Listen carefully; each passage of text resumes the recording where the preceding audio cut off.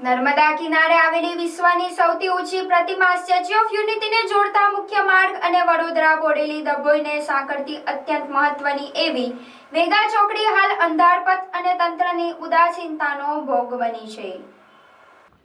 આ વ્યસ્ત સર્કલ પર લગાવવામાં આવેલી લાખોના ખર્ચે તૈયાર થયેલી કેટલીક હાઈટેક સોલાર લાઇટો છેલ્લા 10 દિવસથી તૂટીને નીચે પડી ગઈ છે, છતાં વહીવટી તંત્રના પેટનું પાણી હલતું નથી। વેગા ચોકડી એ માત્ર સ્થાનિક નહીં પરંતુ પર્યટકો અને ભારે વાહનોથી સતત ધમધમતી ચોકડી છે। રાત્રિના સમયે અહીંથી પસાર થતા હજારો વાહન ચાલકોને સ્ટ્રીટ લાઇટો બંધ હોવાને કારણે અને આ તૂટી પડેલા થાંભલાઓને લીધે ભારે મુશ્કેલીનો સામનો કરવો પડી રહ્યો છે। અંધારાના કારણે ગમે ત્યારે મોટો અકસ્માત સર્જાવાની પૂરેપૂરી આશંકા સેવાઈ રહી છે। છેલ્લા 10 દિવસથી સોલાર લાઇટો જમીનદોસ્ત છે।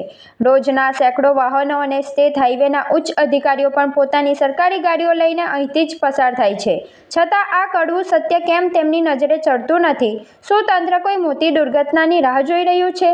સ્ટેટ હાઈવેના અધિકારીઓની રોજની અવરજવર હોવા છતાં આ સમસ્યા કેમ વણઉકેલાયેલી છે?